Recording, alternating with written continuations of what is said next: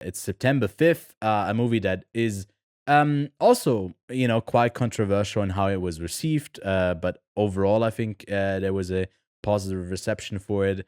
It's telling the same story that it's not like Spielberg has a monopoly on it just because he did Munich, but it is about those same Munich Olympics in 1972, where the American sports broadcaster of ABC, who was there locally, the sports side of them, notably, was thrust into, I guess, covering this terrorist event, basically the first televised terrorist event for around like 900 million people that tune in to follow it. And it doesn't really go much beyond contextualizing it for you as the viewer or for the audiences watching the film about like what this means and how the Palestinians who carry out the terrorist attack, like what their motivations are and whatever. And I feel like that was some of the critique that came towards this film, that it doesn't really provide that and overall really portrays them as like terrorists that end up, doing a heinous crime,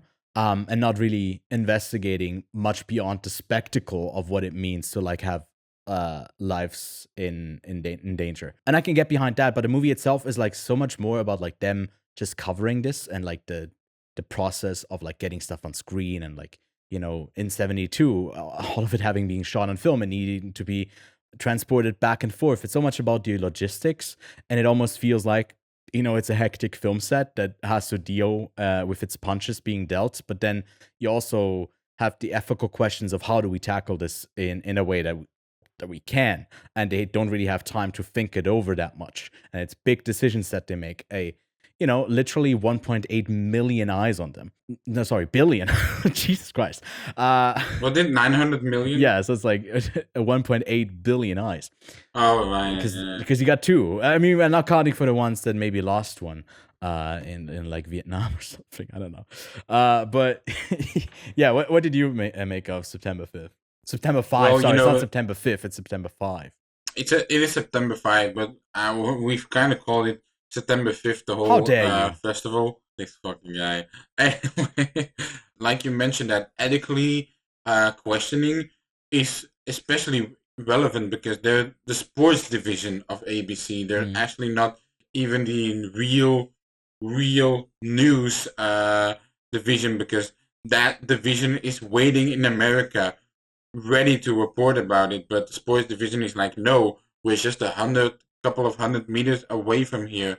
We can do this, and they fight to actually keep it televising, like to keep it televised. Infamously, the German police made a lot of mistakes at the 1972 Munich terrorist attack, and so apparently did the news.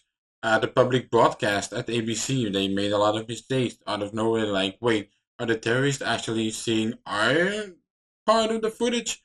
Oh no, they don't have ABC in Germany. And then someone else says, yeah, but wait, the Olympic Village actually has all the stations in the world. And then they're all like, wait, So that stuff is really riveting.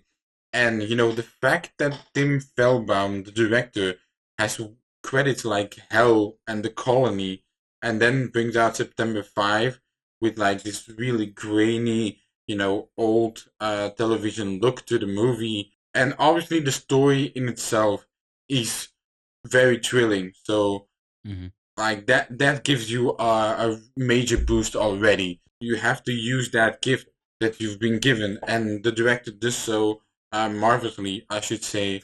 Magaro is my personal MVP along with Benesch. They are both the heartbeat of the movie, should I say.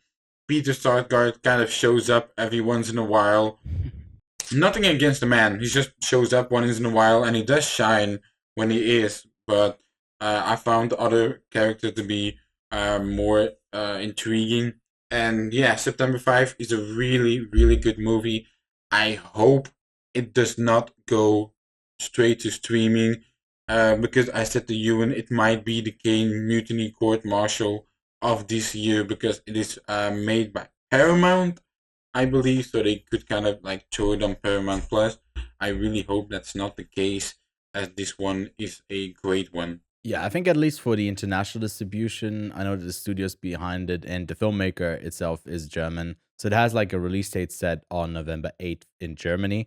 It Oh, also is okay. like one of the critiques, right? That it's like it's way more concerned about how the optics are for Munich and then like them not having armed staff on it because like they wouldn't want that. So it all reflects back on them because it's the first like big Yeah, event that brings together the nations after the war ended in 45.